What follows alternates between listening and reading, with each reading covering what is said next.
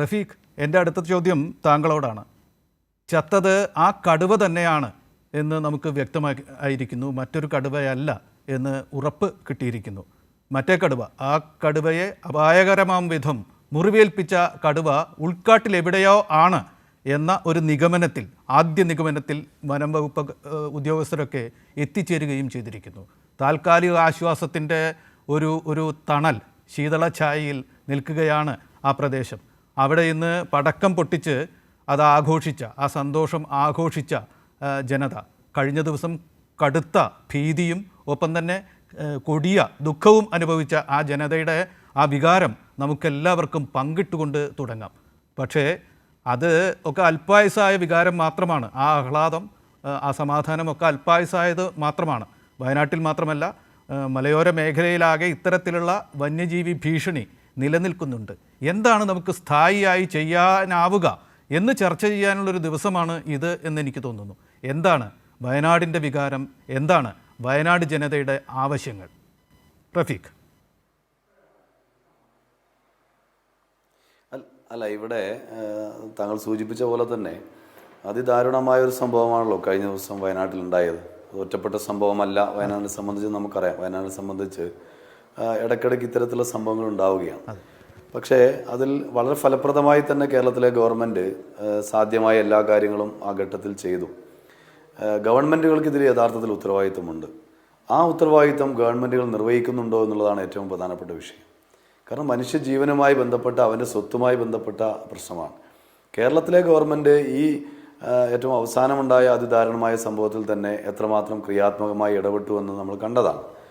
ആദ്യഘട്ടത്തിൽ തന്നെ ഈ കൂട് സ്ഥാപിച്ചുകൊണ്ടും RRT സംഘത്തെ നിയോഗിച്ചുകൊണ്ടും പിന്നീട് അതിൻ്റെ പ്രാധാന്യം മനസ്സിലാക്കിക്കൊണ്ട് വെടിവെക്കാനുള്ള ഉത്തരവ് ഉൾപ്പെടെ ഇട്ടുകൊണ്ടും എല്ലാ തരത്തിലും സാധ്യമായ ഇടപെടൽ കേരളത്തിലെ ഗവൺമെൻറ് നടത്തി. ഞാൻ അതിൻ്റെ വിശദാംശങ്ങളിലേക്ക് പോവുകയല്ല, അതിൽ ചെയ്തു.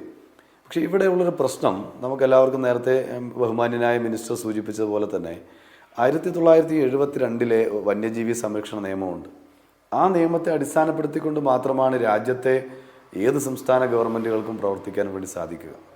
ആ നിയമം യഥാർത്ഥത്തിൽ മനുഷ്യരുടെ ജീവന് സംരക്ഷണം നൽകുന്ന നിലയിലല്ല.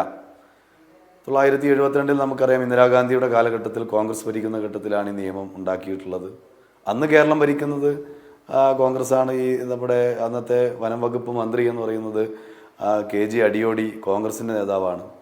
അപ്പം ആ ഘട്ടത്തിൽ ഈ നിയമം വരുന്ന ഘട്ടത്തിൽ തന്നെ, ഞാൻ അതിൻ്റെ ചരിത്രത്തേക്ക് വല്ലാതെ പോകുന്നില്ല, പക്ഷെ ആ വരുന്ന ഘട്ടത്തിൽ തന്നെ വയനാട്ടിലൊരു സമരം നടന്നിട്ടുണ്ട്. ചാത്തുണ്ണി മാഷിൻ്റെ നേതൃത്വത്തിൽ, കർഷക സംഘത്തിൻ്റെ സംസ്ഥാന സെക്രട്ടറി ആയിരുന്ന ചാത്തുണ്ണി മാഷിൻ്റെ നേതൃത്വത്തിൽ നൂൽപ്പുഴ പഞ്ചായത്തിലെ, അന്ന് വയനാട് എന്ന നിലയിലല്ല ഉള്ളത് എങ്കിൽ കൂടിയും ആ വയനാടിൻ്റെ ഭൂപ്രദേശത്ത് അന്ന് ചാത്തുണ്ണി മാഷിൻ്റെ നേതൃത്വത്തിൽ കല്ലൂരിൽ നിന്നും ഫോറസ്റ്റ് ഓഫീസിലേക്ക്, ബത്തേരിയിലെ ഫോറസ്റ്റ് ഓഫീസിലേക്ക് ഒരു മാർച്ച് നടത്തിക്കൊണ്ട് അന്ന് ചാത്തുണ്ണി മാഷ് പ്രസംഗിച്ച ഒരു കാര്യമുണ്ട്, ചരിത്രത്തിൽ നമുക്ക് കാണാൻ കഴിയുന്നതാണ്.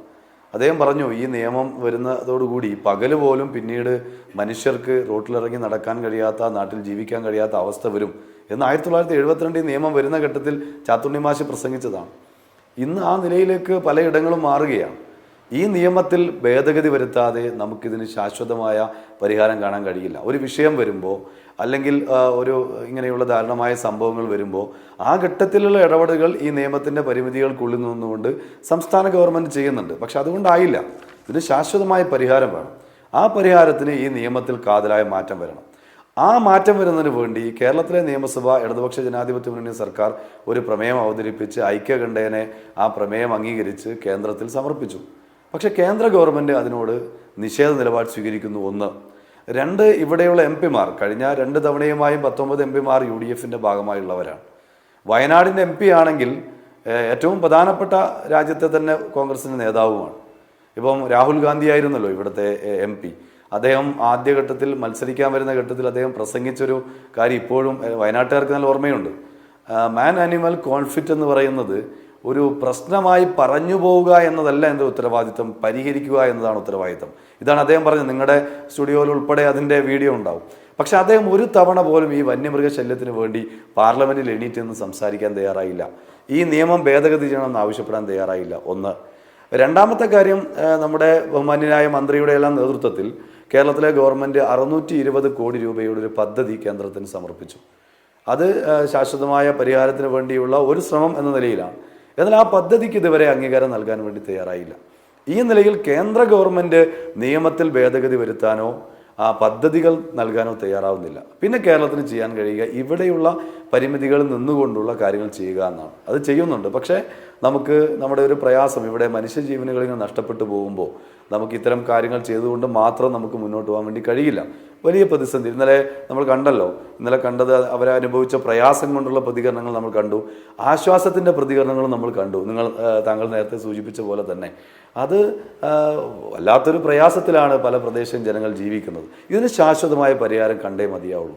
അത് പക്ഷേ കേരള സംസ്ഥാന ഗവൺമെൻറ് മാത്രം ചെയ്യാൻ കഴിയുന്ന കാര്യമല്ല. അത് ചെയ്യാൻ കഴിയുക കേന്ദ്ര നിയമത്തിലെ ഭേദഗതിയിലൂടെയാണ്, വലിയ രൂപത്തിലുള്ള പദ്ധതികൾ ആവിഷ്കരിച്ച് നടപ്പിലാക്കിക്കൊണ്ടാണ്. എന്നാൽ അതിനനുസൃതമായ നിലപാടല്ല രാജ്യം ഭരിക്കുന്ന ഗവൺമെൻറ് സ്വീകരിക്കുന്നത്. അത് നേടിയെടുക്കാൻ വേണ്ടിയുള്ള നിലപാടല്ല വയനാട്ടിൽ ഉൾപ്പെടെയുള്ള UDFൻ്റെ MP-മാർ ചെയ്യുന്നത് എന്നതാണ് ഇവിടെ ഏറ്റവും പ്രധാനപ്പെട്ട പ്രശ്നം. ഈ വിഷയത്തിൽ ഇപ്പോൾ തന്നെ നിങ്ങൾ നേരത്തെ ആദ്യം സൂചിപ്പിച്ച പോലെ ഈ വിഷയത്തിൽ പിന്നെ നമ്മളെ ഗവൺമെൻറ് ആദ്യഘട്ടത്തിൽ തന്നെ ചെയ്യാവുന്ന രാധയുടെ കുടുംബത്തിന് ചെയ്യാൻ കഴിയുന്ന രൂപത്തിലുള്ള സാമ്പത്തിക സഹായം അതൊക്കെയാണല്ലോ. മരണപ്പെട്ട ജീവൻ നമുക്ക് കൊടുക്കാൻ കഴിയില്ല.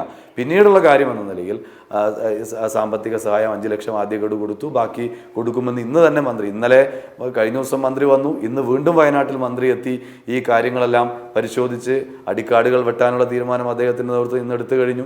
അതുപോലെ തന്നെ പിന്നെ നിങ്ങൾ നേരത്തെ സൂചിപ്പിച്ച പോലെ ഈ വനാതിർത്തിയിൽ എവിടെയെങ്കിലും കടുവയുടെ സാന്നിധ്യമുണ്ടോ എന്ന് പരിശോധിക്കാൻ പ്രത്യേകമായി ടീമിനെ ഇപ്പോൾ നിയോഗിച്ചിരിക്കുന്നു. ഇന്ന് ആക്രമിച്ച കടുവയെ ഇപ്പം ചത്ത നിലയിൽ ഇപ്പോൾ കിട്ടി എന്നുള്ള ആശ്വാസമുണ്ട്. പക്ഷേ മറ്റ് കടുവകളുടെ സാന്നിധ്യത്തെക്കുറിച്ച് പരിശോധിക്കുന്നതിന് വേണ്ടി ഒരു ടീമിനെ നിയോഗിച്ചു കഴിഞ്ഞു. അങ്ങനെ ഫലപ്രദമായ നിലപാട് കേരളത്തിൻ്റെ മന്ത്രിസഭയെ പ്രതിനിധീകരിച്ചുകൊണ്ട് വനം വകുപ്പ് മന്ത്രി തന്നെ ഇന്ന് നേരിട്ടെത്തിക്കൊണ്ടും ആ കാര്യങ്ങൾ ചെയ്യുന്നു. പക്ഷേ നമുക്ക് ശാശ്വതമായ പരിഹാരം വയനാട്ടിലും മലയോര പ്രദേശങ്ങളിലും ഈ വന്യമൃഗ ശല്യത്തിൻ്റെ പ്രശ്നങ്ങളുള്ള സ്ഥലത്ത് ഉണ്ടാവേണ്ടതുണ്ട്. അതിനാവശ്യമായ നിലപാട് കേന്ദ്ര ഗവൺമെൻറ് കൂടെ സ്വീകരിച്ചു കഴിഞ്ഞാൽ ഇതിൽ പരിഹാരം ഉണ്ടാക്കാൻ കഴിയും. കേന്ദ്ര ഗവൺമെൻറ്റിൽ സമ്മർദ്ദം ചെലുത്താൻ വയനാട്ടിലെ 19 MP-മാരുണ്ട്, 20 MP-മാരുണ്ട്. ഇടതുപക്ഷത്തിന് MP ആ നിലയിൽ ചെയ്യുന്നുണ്ട്. രാജ്യസഭാ MP-മാർ ഇടതുപക്ഷത്തിൻ്റെ ഭാഗമായ ആളുകൾ ഇത് ഉന്നയിക്കുന്നുണ്ട്, കാര്യങ്ങൾ ചെയ്യുന്നുണ്ട്. പക്ഷേ UDFൻ്റെ ഭാഗമായുള്ള MP-മാർ ആ നിലയിൽ ഇപ്പം വലിയ രൂപത്തിൽ മലയോര ജാഥയൊക്കെ നടത്തുമ്പോൾ, ഞാനതിന് രാഷ്ട്രീയമായി വല്ലാതെ പോകുന്നില്ല, പക്ഷേ മലയോര ജാഥയൊക്കെ നടത്തുമ്പോൾ സ്വാഭാവികമായിട്ടും മറുപടി പറയേണ്ട ചില കാര്യങ്ങളുണ്ട്. 72-ലെ നിയമം കൊണ്ടുവന്നതാര്? 19 MP-മാരുണ്ടായിട്ട് പാർലമെന്റിൽ എണീറ്റ് നിന്ന് എന്താണ് പറയാൻ തയ്യാറായത്? ഇങ്ങനെയുള്ള പല ചോദ്യങ്ങളും ഇപ്പോൾ ഈ വിഷയത്തിൽ തന്നെ MP-യുടെ സാന്നിധ്യം ഇതുവരെ ഇല്ലല്ലോ. ഈ വിഷയത്തിൽ ഈ എല്ലാം കടുവ ഉൾപ്പെടെ പിടിക്കപ്പെട്ട് കഴിഞ്ഞ ഘട്ടത്തിൽ വരുമോ എന്ന് നമുക്കറിയില്ല. പക്ഷേ ഇതുവരെ ഇല്ലല്ലോ. ആശ്വാസം ഇപ്പോൾ മന്ത്രിക്കെതിരെ അവിടെ ഒരു പ്രതിഷേധം ഉയർന്നു വന്നു. പക്ഷേ മന്ത്രി അന്ന് പറഞ്ഞൊരു അതുകൂടെ പറഞ്ഞ് ഞാൻ അവസാനിപ്പിക്കാം. മന്ത്രി അന്ന് പറഞ്ഞ പ്രധാനപ്പെട്ട ഒരു കാര്യമുണ്ട്. എത്ര പ്രതിഷേധം വന്നാലും അവരെ ആശ്വസിപ്പിക്കുക എന്നത് എൻ്റെ ഉത്തരവാദിത്തമാണ്.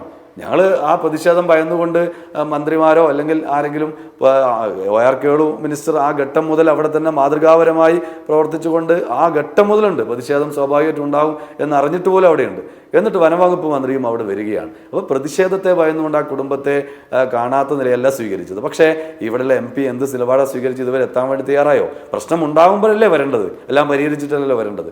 ആ നിലയിൽ മലയോര ജാഥയൊക്കെ നടത്തി ഗവൺമെൻറ് കുറ്റപ്പെടുന്നവർ ആ കാര്യത്തിലൂടെ മറുപടി പറയണം എന്ന് സാന്ദർഭികമായി ഈ അവസരത്തിൽ ഞാൻ സൂചിപ്പിക്കുക.